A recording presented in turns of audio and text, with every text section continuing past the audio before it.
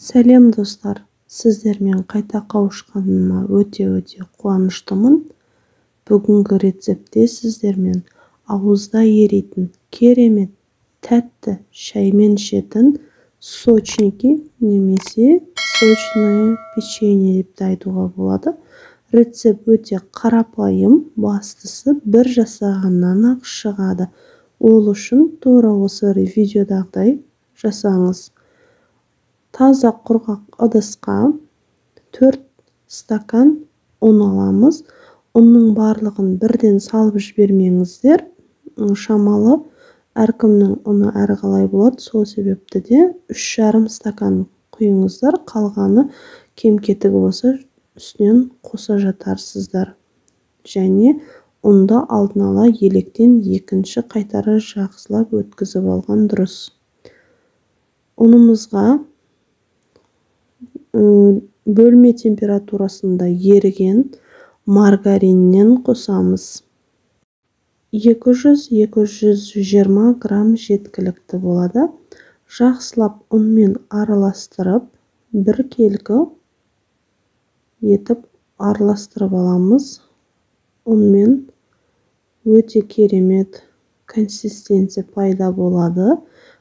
Егер ертіп құятын болсаңыздар, бұлай шықпайды. Сол себепті де басты фишкасының бірі бөлме температурасында еріген болуы міндетті. Егер бөлме температурасында ерітіп үлгермеген болсаңыздар, жай ғана теркадан өткізіп, ұнмен араластырыңыздар. Ода тұрған ештеңе жоқ. Және үстіне шекер қосамыз. Шекер жеткілікті болады бізде. 100 граммдай қосақ, егер тым тәттіні ұнататын кісілер артығымен қоссаңыздар бола береді. Шекер немесе сахарный пудра. Және 200 граммдай қаймақ немесе сметана қосасыздар. Үстінен жарты шай қасық разрыхлитель, яғни ас қопсытқыш қосамызда. Жұмыртқаның 2 данасын ғана қолданамыз, бірақ барлығын бірден салмаймыз. Екінші құрғақ ыдысқа жұмыртқаның ақ уызын бөліп алып аламызды, сары уызын қамырға қосамыз. 2 дана жұмыртқа жеткілікті.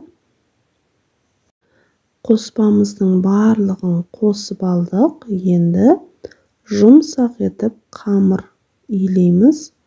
Қамырымыз песочный болғандықтан өте қатты бірігіп кетпейді. Песочный қамырды білетін шығарсыздар.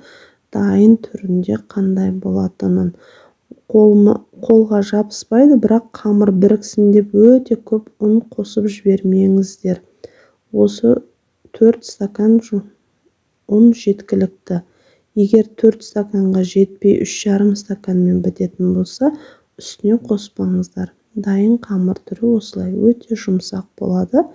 Қамырымызды 5-10 минутқа тындырып қоямыз. Келесі кезекте бізге осы печеньеміздің ішіне, сочниктеріміздің ішіне салатын қоспасына кірісеміз. Мен бұл жерде грек жаңғағын пайдаланамын. Грек жаңғағын блендерге салып ұнтақтасаңыздар да болады, езгілеп.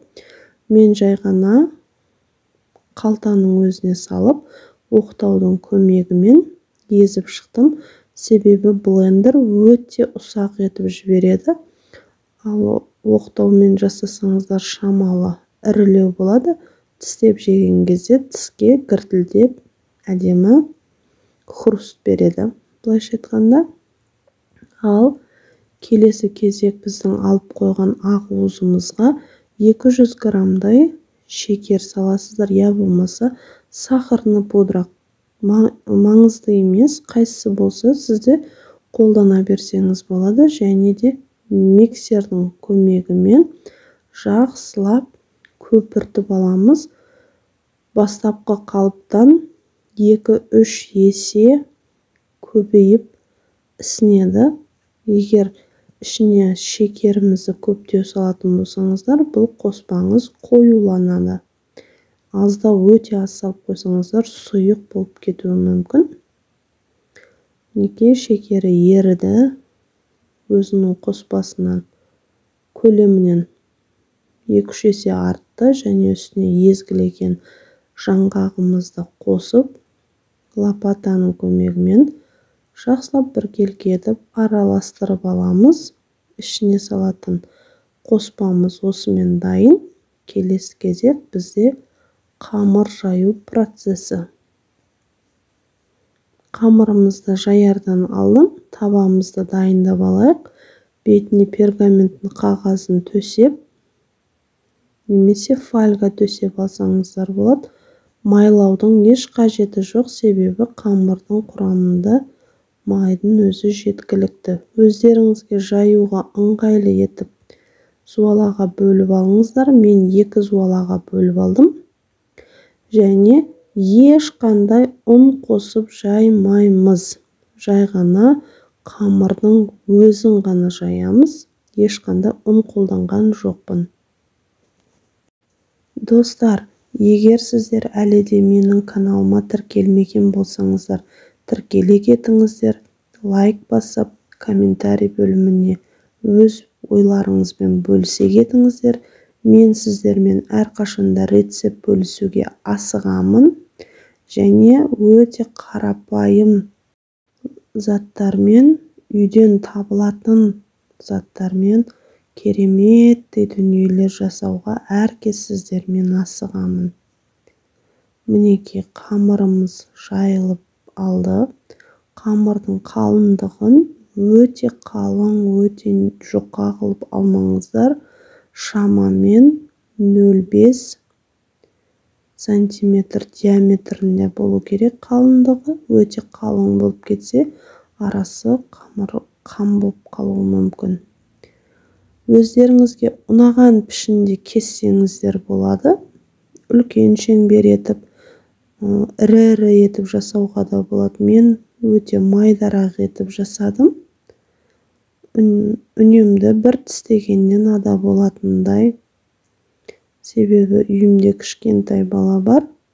Тістеп әр жерге тастап кетпес үшін, әрі сүйкімді көріну үшін кішкентай формада стаканның көмегімен кесіп алдым.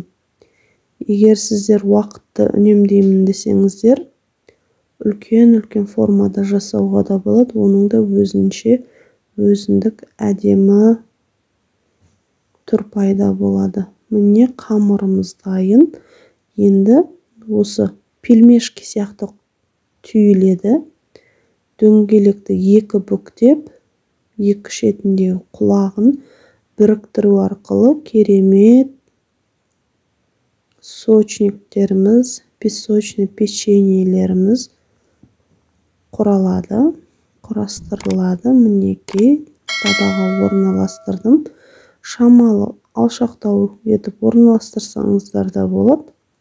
180-200 градуске қойып, 25 минутта пісіп шығады. Ас болсын достар, міндетті түрде жасап көріңіздер.